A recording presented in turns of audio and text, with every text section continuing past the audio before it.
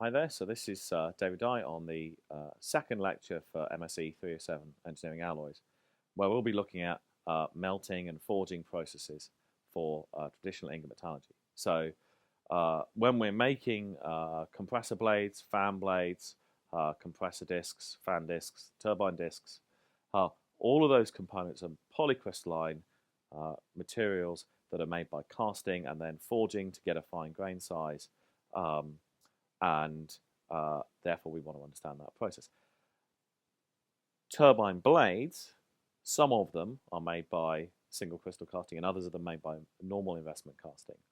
So there is a small fraction of blades that are cast, but most of the jet engine is made by a traditional route that involves hot working to generate a microstructure. And the reason to do that is that in casting, of course, we grow grains and dendrites and we end up with a relatively coarse microstructure. We end up with some solidification segregation, typically. We can homogenize that away by heat treatment. But then if we want to get a fine grain size and then we want to generate the right precipitate distribution, we need to forge it, change the grain size, and then age it to get the right precipitate distribution. So there will be some forging and heat treating. That gives us the option to tailor the microstructure and optimize it. And one of the challenges in manufacturing alloys is that if we then want to stick components together by welding, well then we've got a dirty, great, uncontrolled casting in the middle of our material. Or if we want to use something like additive manufacture that compresses the manufacturing chain, then we have fewer processing options in order in which to tailor the microstructure. And that's one of the big tensions. You have a manufacturing tension that wants you to have a shorter manufacturing route that will be quicker, that will be cheaper, and we have, from a materials point of view, we have an alloy optimization goal, which tends to want to have a long manufacturing route to enable to make us the best microstructure we possibly can with the fewest defects.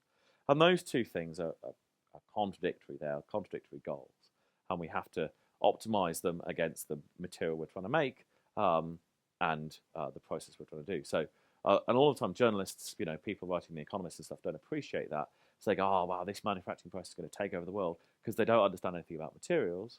And they don't understand that if you want the best material, well, that might mean that you use a process that enables you to get the best microstructure.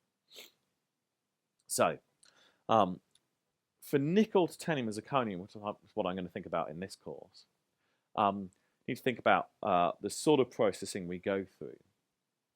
And the goal really in this lecture is to understand what microstructures are possible and what defects can be produced. And therefore, we want to understand the process route. And one of the big developments of the 50s, 60s, 70s was the advent of what was called vacuum metallurgy.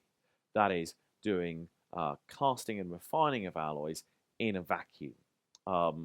And that was a revolution that enabled the production of so-called super clean melts and really knocked down the sulfur and oxygen and phosphorus contents in our materials.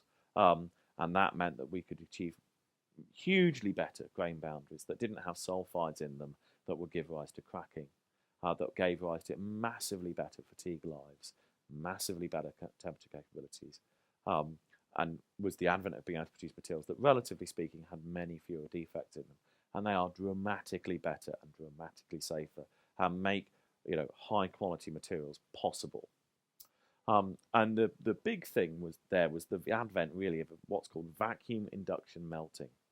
So here we use an induction coil, an electric coil that induces magnetic fields in the part that oscillate back and forth, that result in, because they're oscillating back and forth, there's a resistance, and therefore we end up with heating of the charge. So the charge self-heats within a ceramic mold. So we induce fields in the charge to get it to melt, and we do it under a vacuum. Having made an ingot by vacuum induction melting, we then go through a second and a third potentially melting process through a process called vacuum arc remelting. So we remelt the ingot under a vacuum by striking an arc, and we'll talk about that process. Or we use another process called electroslag refining, which is a variant thereof. Having achieved a cast ingot that we're happy with, this is really a refining process, and that's a casting process to get the cast microstructure we want. We will then break down the grain size, first with open die forging, and then we will do some finish forging to get the final shape and the final microstructure. And then we'll machine it and age it at the end, weld it. And the first challenge in melting is to eliminate macro segregation, that is, large-scale changes in composition across the ingot over the scale of tens of hundreds of millimeters. So a variation in composition from the bottom to the top, say. And that will occur potentially due to partitioning during solidification, but you'll never be able to heat treat them away because they're over such a large distance. You can microsegregation, the difference between the center and the edge of the dendrite over a few hundred micrometers, you can homogenize away by diffusion. But you can't diffuse, tungsten over meters worth of distance, before the heat death of the universe. So the first challenge to eliminate macro segregation, and the other one is to get the right composition. So we take our nickel and our cobalt, and our chrome, and our aluminium to make a nickel superalloy, and our titanium, and our tantalum, and our carbon, and our boron, and mix them together. And one problem, if we're doing it in a vacuum, is those metals at the melting point of the alloy, 1400 degrees or something, will have different vapor pressures. So the aluminium, for instance, will boil off.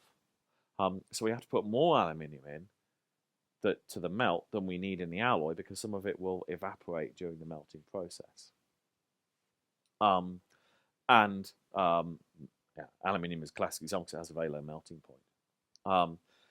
And so this is what a vacuum induction melter looks like.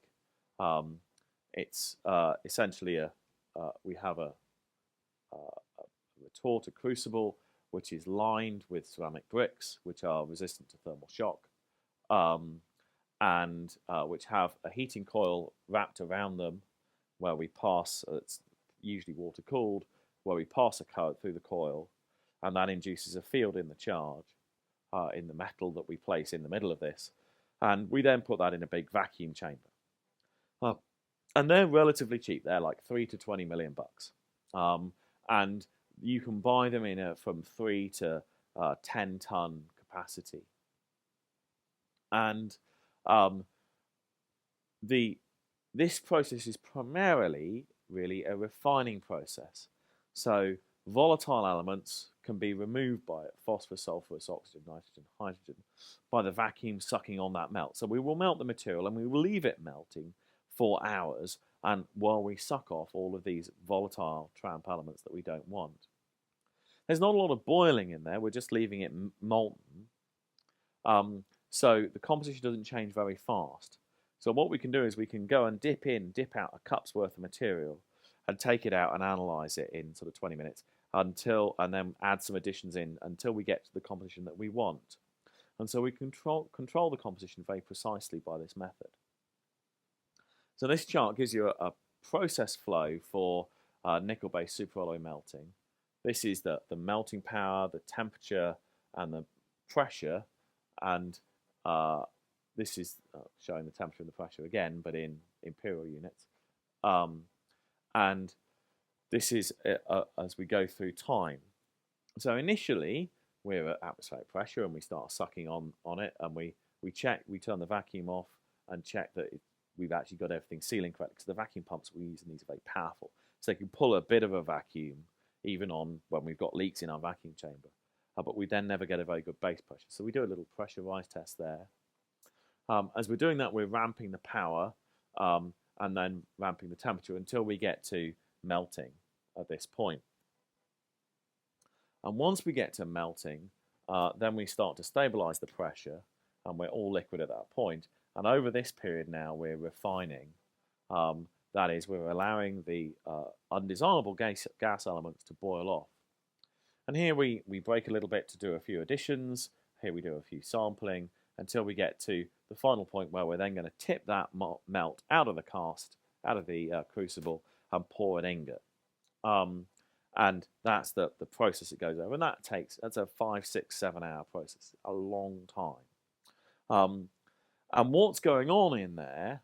Well, for oxygen removal, just to look at one example, the primary reaction is that we've got the carbon in there is reacting with the oxygen to produce carbon monoxide, which then we suck off in our vacuum system.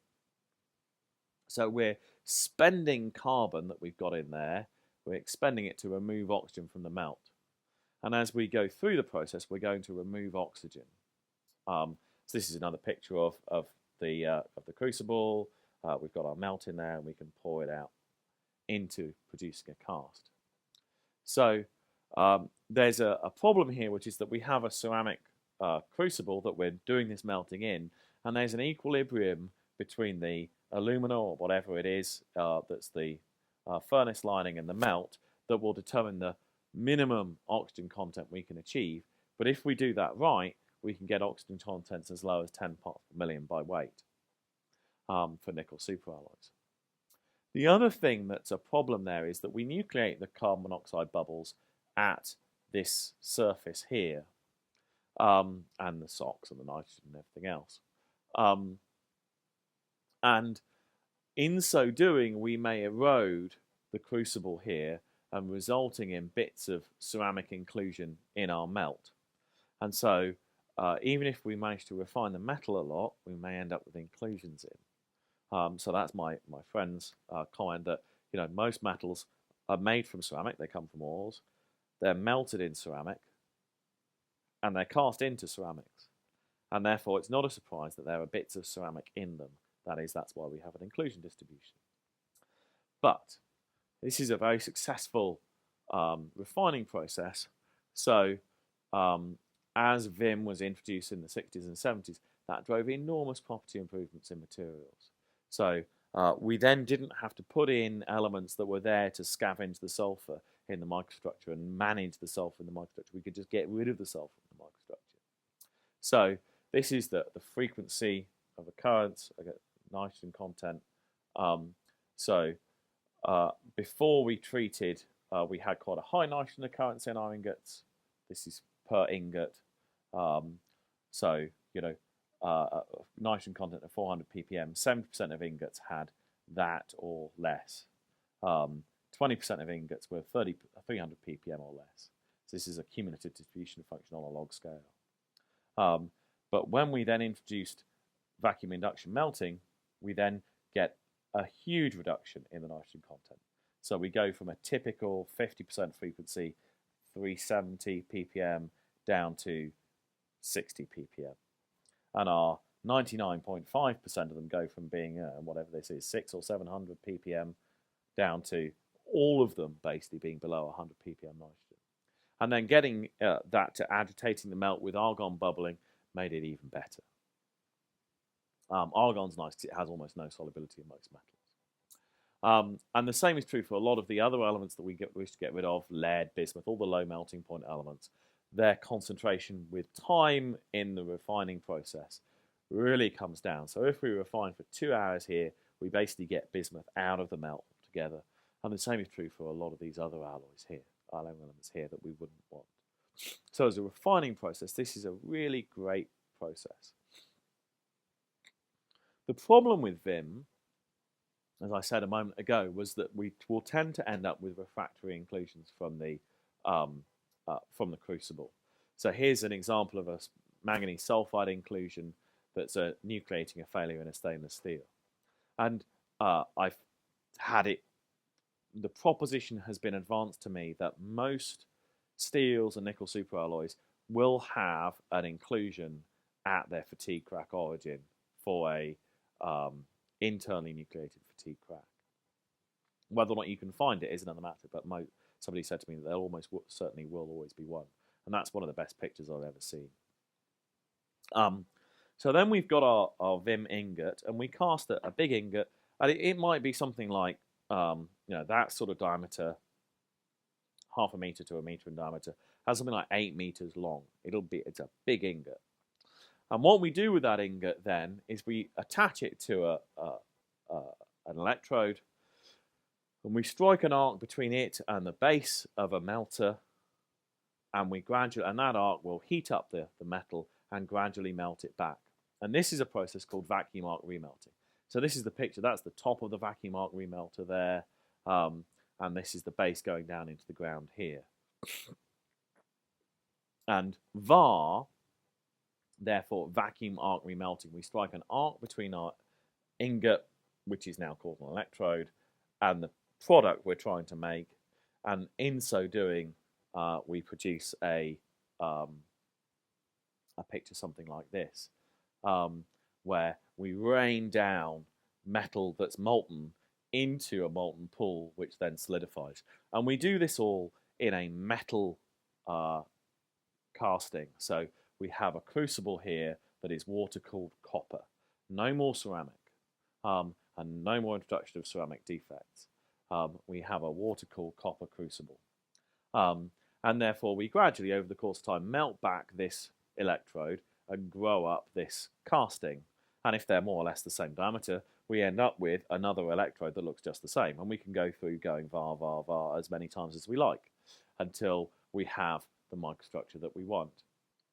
Now, the thing here is that as this metal rains down, then from the through the arc, then we don't actually spend a lot of time necessarily at a very high superheat.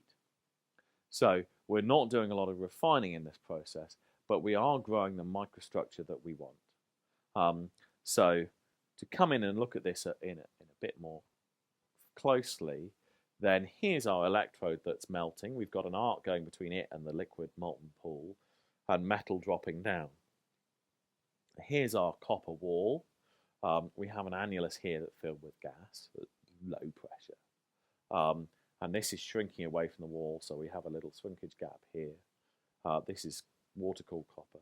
And so we're solidifying from the cold edges up into this pool and growing dendrites like this.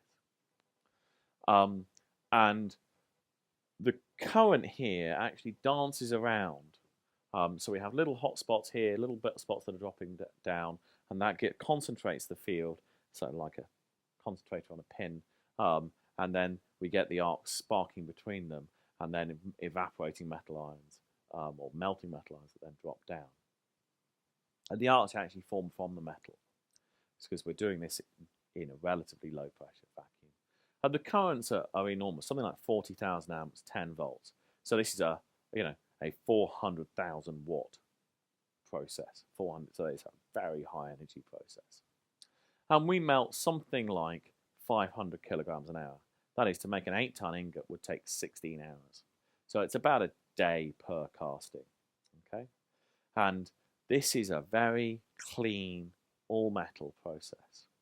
And for VAR, for nickel alloys, the primary benefit is that we control the solidification. The primary solidification is from the bottom of the ingot towards the top.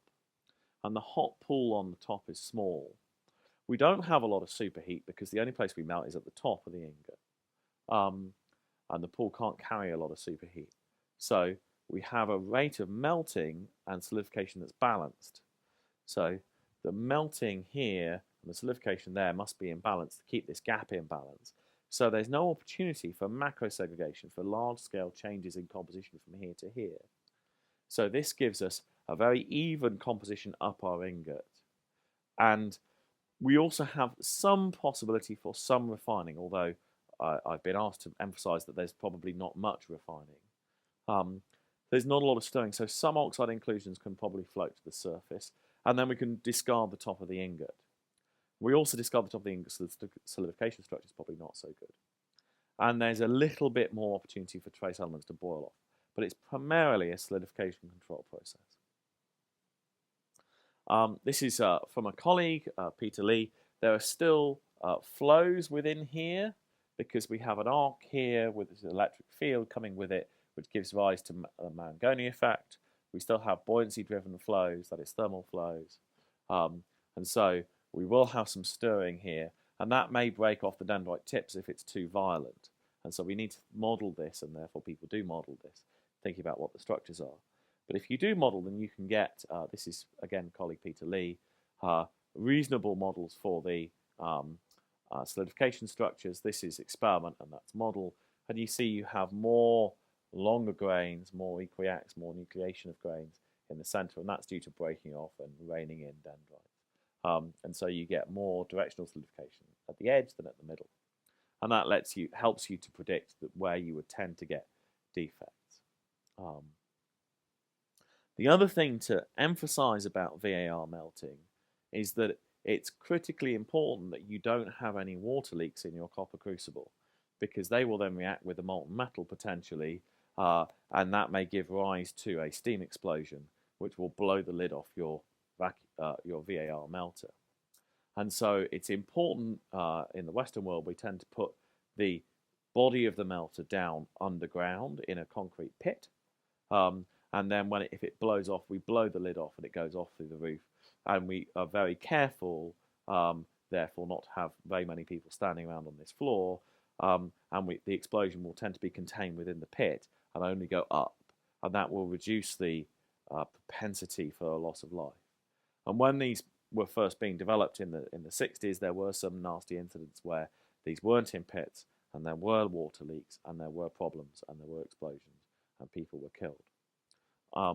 So it's very important, if you ever end up building or commissioning one of these, to think about the safety aspects and spend the money on the pit. Don't just build it above ground and save yourself the money, because if there's an explosion, you'll kill people, and that's a big deal. Now, a variant of VAR melting is electroslag melting, or electroslag refining. And this was in the Western world developed in Sheffield in the 60s. A guy I know, Alec Mitchell, was involved in it, and was actually developed as a copy of what we thought people were doing in Russia, because we were worried that they were able to produce much better material than we could with many fewer defects. It turned out actually they had a defect problems they needed to clean up, which we didn't need to do, but it's still a fantastic process. And electroslag refining, what we do is, instead of passing an arc here through the vacuum between the molten pool and the electrode, what we do instead is we put a slag on there, so a calcium fluoride, calcium oxide, alumina slag, some ternary oxide here, that will have a relatively low melting point of, some 1,000 to 1,500 degrees. And we'll pass the current through that conducting ionic electrolyte now, once it's molten.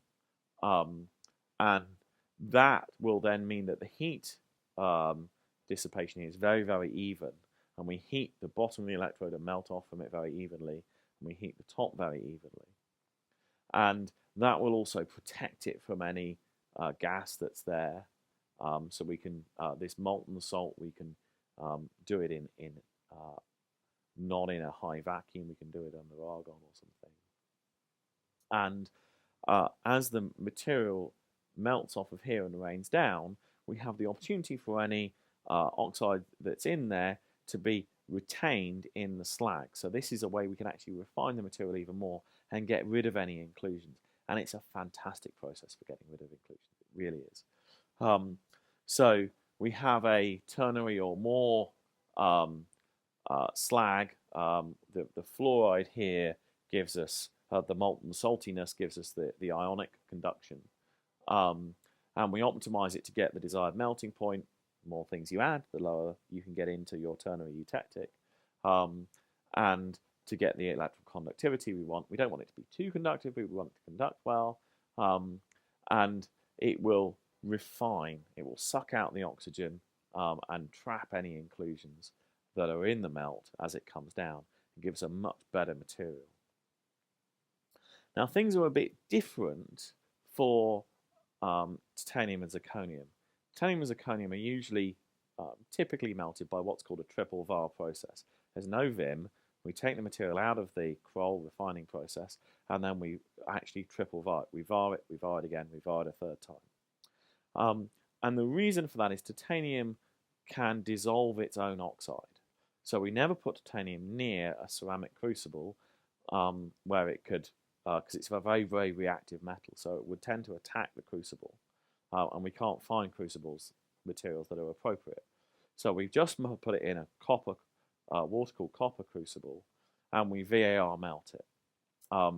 And that means that any oxygen that's in there will show up as dissolved oxygen in the metal, not as oxide inclusions, because titanium will dissolve TiO. And so we use VAR. This is a picture of the sort of input we put. So this is a tie sponge, That's the largest one ever produced, actually, that was showed by this company's new titanium at the 2011 conference on titanium. And they put a nice ribbon around it. Doesn't look pretty. But here's a big sponge. That's a spongy mass that comes out of the refining process, out of coral. And that's the electrode that we then, once we crush it up and make it into a good electrode that we've compacted together, that we then melt in our VAR process. And titanium VAR is basically the same, but the molten pool is very much deeper. In nickel, it was only this sort of deep. In titanium VAR, it's very, very much deeper. Because solid titanium is not a very good heat conductor, and so although we've got a copper wall here out that's cold at the water temperature, this is such a bad conductor of heat that actually we end up with a very deep pool. And we nucleate our solid here not from the bottom but from the top, and then as it solidifies, it becomes denser, and then it rains down. So we rain down equiax dendrites. So rather than getting dendritic solidification, we get a rain of crystals down onto the solidifying ingot when we finally turn off the heat. Now, the problem with this is that it's not necessarily robust to defects that are inherited from the sponge. So if you have, or from the alloy additions, so if you have large lumps of moly and they won't necessarily dissolve when you go through the VAR process. If you have large inclusions of titanium dioxide, they won't necessarily, or high oxygen containing tie, they won't necessarily dissolve in this process. So you need a high quality ingot when you're going through your VAR process. Triple VAR in vacuum is an attempt to refine, but it's not really a refining process. So it's not amazingly effective. Really, for titanium, you want to have good input feedstocks, and then you'll get the quality in the product. So we talk about so-called low-density inclusions and high-density inclusions, LDI and HDI. LDI are hard inclusions that are oxygen or nitrogen, and they are good stabilizers of the low-temperature alpha phase. We'll look at when we do titanium metallurgy.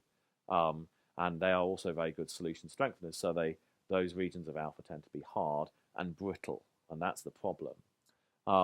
And mostly those LDI source from the sponge, from the magnesium process that you use to reduce the titanium dioxide to make your titanium metal. And we'll study that when we come to the tie lectures again. And mostly improvements in the vacuum systems in the mag process that gives rise to the titanium have largely been eliminated over the last 20 years, 30 years, and that's meant that these have more or less been abolished. But they used to be a problem, which we'll look at when we come to the Sioux City accident. Another type of inclusion you can get are high-density inclusions of things like tungsten, molybdenum, or niobium.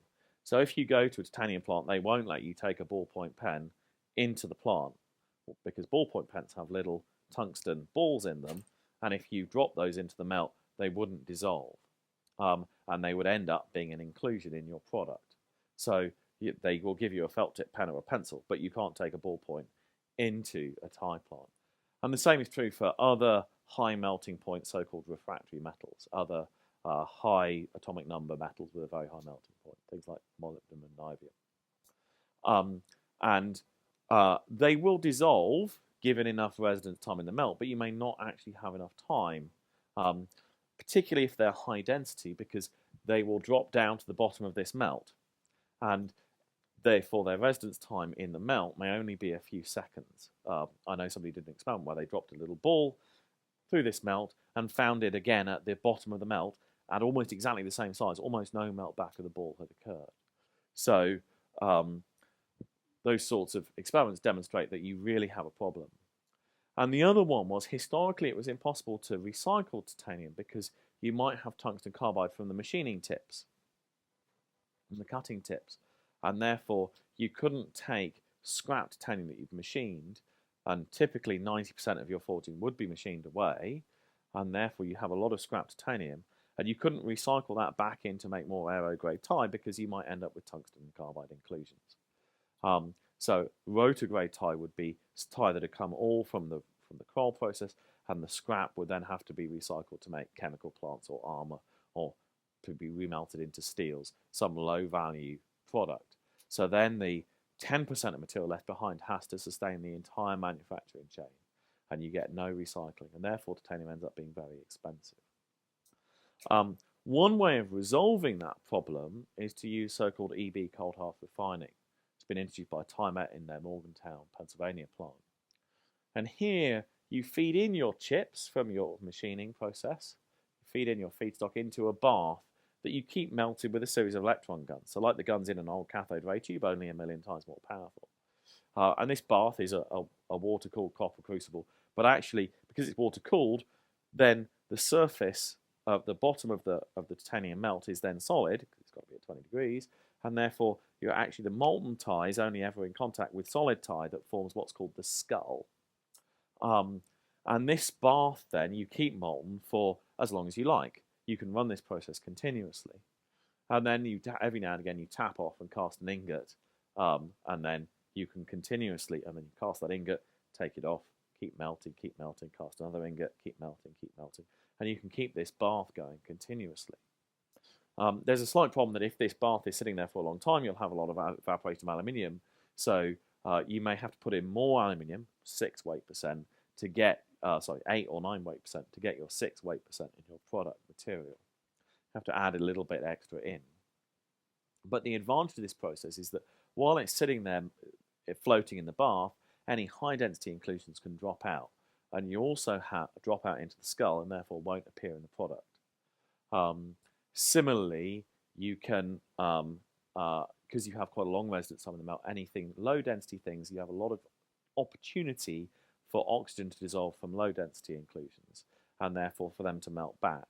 So this is a fantastically better process, and therefore this has been qualified by testing to allow chip recycling, and that gives Tymet a big cost advantage, actually. So once we have our ingot of titanium or nickel, we then take it through and do something like this. We take it out of a big furnace and hold it with a big tractor with a big set of grips, and we then introduce it to a forging press that squashes it, and then we put it in a bit more, squash it, put it in a bit more, squash it, put it in a bit more, squash it, rotate it, squash it, rotate it, squash it, rotate it, squash it. And gradually we reduce our short, fat tree trunk to be a long, thin tree trunk.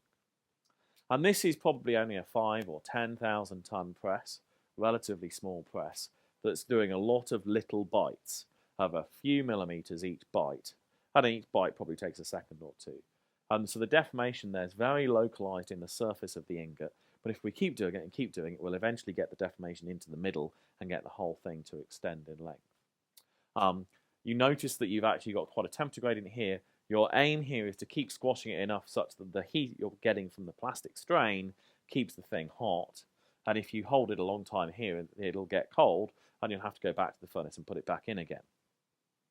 And this gives you a rough shape, and it breaks down the grains from millimeters or centimeters, sort of thumbnail size, to being hundreds of micrometers in size. So it's effective in reducing the grain size, and it gives you a rough shape. And that's called an open die forging, or a cogging process. It uses fairly small presses and use hundreds of little bites, little upsets. And then we can only do this when the metal's very soft, up in its single phase field. So for titanium alloy, something like 1100 degrees, or nickel superalloy, all in the single phase nickel field, where it's a FCC metal that's ductile and fairly floppy, fairly soft. And that maximizes the ductility and maximizes the amount of recrystallization we can have going on, because we have no pinning precipitates or second phases. But for this to be performed, we need to have quite a large temperature window, or quite a large region of temperatures, quite a large interval, over which we were in that single phase region. So we need to, we can't do that for an alloy where we only have a very small window between the two-phase region and melting. So some of the high gamma prime fraction superalloys, you can't do this sort of open die forging process. Just to show you a picture, this is from a colleague called Chris Dondre. When you model this in FE, you can see that the amount of strain from each bite, the reduction in area. You see actually the thing ends up being slightly octagonal. And this is a picture of the strain distribution through the ingot as we go through different locations. And you see, this is as it recrystallizes, but you see the deformation is quite concentrated at the edges. So depending on, these are different cases for different bites and different speeds, but you can end up with quite large variations in grain size if you get it wrong, where the grain size can be quite big in the middle and quite refined on the outside. But if you get it right, you can get it to be fairly uniform everywhere. And we need to do FE modeling usually to optimize this process, the bite size and speed and temperature, in order to get the deformation to penetrate to the core of the billet. If you try and do that optimization empirically, given that each one of these costs sort of £60,000, that ends up being a very expensive process. Once we have this long, thin tree trunk with a relatively refined grain size of only a few hundred microns, then we're ready to chop it up into slices, which we can then forge to a net shape. And we do that with something called closed die forging. So we take a slice of that ingot that is still a right cylinder, still a cylindrical shape, and we squash it between some dies, or get some flash on the sides, of course, to get a shape that's, roughly speaking, here's a picture, the outline of the shape we want for our final disc. And we will then machine our disc out of that. We'll probably machine 90% of that material away to get our final disc shape. And the reason for that is we'll have quite a large distribution of strains and therefore grain sizes through this, because we'll have a variation in the way in which this material flows from the center there to the edge. And if we want a uniform grain size in our final piece, and therefore a uniform strength, we'll have to machine most of it away to get it to be uniform. That's just like, if you don't care so much about the properties, you can forge to final shape and then go and use it, which is what you do in less high performance applications, things like airframes or cars. So we slice our ingot up into sections, discard the top and bottom, and then forge the middle ones. And we use two tool steel dies. Now, they don't have any temperature capability above about 500 degrees C, and the piece may be at 1,000 degrees C or 1,100 degrees C. And that's okay because we forge it quite fast, such that the tool steel die doesn't get too hot and start to break up. And that's how we do it. That works, as long as you forge quickly. And here's an example of the closed die forging press. This is a 75,000 ton press. This is bigger than any press anywhere in the Western world. VSMPO in Russia near Perm. That's the big Russian titanium plant. This is forging a Titan 2-3 truck beam forging for a 777, and there's a guy standing there for scale. So that's a whole 8-ton titanium ingot forged in one go. So that hasn't been sliced up. That's one ingot. He's standing on top of the mold. And the way this goes, you take it out of the furnace, put it onto the mold, on top of the mold, push it in, and actually you can stand in here. The dies come down, forge it, and then it comes out. And it's a big press. This is 4 or 5 stories tall. It's really, really cool, really impressive. That's there's no press in America that can make that forging. Once that's made, it then comes to Gloucestershire, to Doughty to be machined to make the landing gear out of that forging. And that's the long truck beam that you roll along. You mount the wheels along it and mount the vertical part on there. So that's what the closed die forging process looks like for tie. For nickel superalloys, quite often we do something different.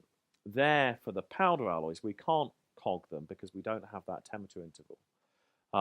So what we do is we make a powder, we directly hot isostatically press that powder to a rough shape, and then we forge it in what's called an isothermal forging die.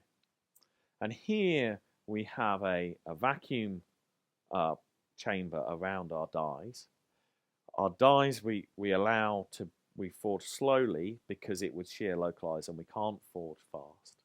And we can't afford to overheat it because it would melt, because we're very close to the melting point. And so we forge it very slowly. The problem there would be the dies would get hot, so we then have to use dies that can take the temperature, which means we end up using molybdenum dies. And they're the only things that are stronger than a superalloy at that sort of temperature. They don't have the fatigue performance, and if you put them in air, they will tend to evaporate, form moly oxide. But in a vacuum, they're okay. And therefore, this is a very slow process. It's a very expensive process. But for the high gun refinement superalloys, that's the sort of thing we do. And that enables us to get very close, actually, to also to the net shape. We don't then need to machine away nearly so much material. And we end up with a much better product. So that's what the sort of, and this is it when you've just opened up. That's a picture of our piece. So then we've got our whichever process we're using. This is for a conventional forging. We've got our piece. That's something like a 718 turbine disc forging. And then we machine it away into a disc like this, and then we weld two discs together. And we'll use something like electron beam welding or inertia welding to weld those sets of discs together into a drum, which will then attach the shaft to and proceed in that fashion. But the microstructure we end up with there is also very important. Stresses we introduce in machining, the probability of defects we introduce in machining, they're also important to think about. But much of the material is machined away here, and that's a source of a lot of the cost in jet engine materials. So that's a quick tour through melting and forging. The important points are we have to think very carefully about how we achieve the composition control that doesn't have small amounts of sulfur, phosphorus, tramp elements that we don't want that would embrittle grain boundaries. We need to control the inclusion and gas porosity distribution, and vacuum metallurgy has been the big thing that's enabled us to do that.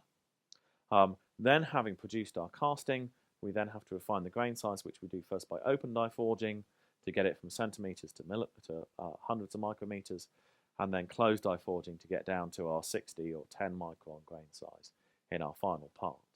And that's how we proceed to produce a grain size, and then we would go into heat treating to get the precipitate distribution that we want. And if we don't get it right in processing there, we won't get the right composition, we'll get too many tramp elements, we won't get the right defect distribution, we'll get too many inclusions or gas pores, and those two things will both destroy our fatigue crack growth rate and our initial inclusion size, and those will destroy our properties. And the big thing if you're setting up a new industry is learning how to control those practically, and that takes typically 5 to 10 years worth of operation of a new plant for a new manufacturer, and that's a very expensive time. It takes a very long investment of time and effort to produce rotor grade material successfully. That's the big source of advantage for the traditional incumbent manufacturers like Tymet, PCC, and so on in the industry. And that's the big thing that gives Western manufacturers a competitive advantage in the supply chain, is that we can produce very low defect rate material that we can then take to quite high stresses, and we don't need to be conservative about in lifing. So there's a lot of industrial art and a lot of industrial trade secrets in how we achieve those sorts of product qualities. So that's that piece. In the next lecture, lecture 3, we'll look at an air accident in Sioux City where we didn't get it right in processing, and that resulted in an aircraft accident. So I'll see you then.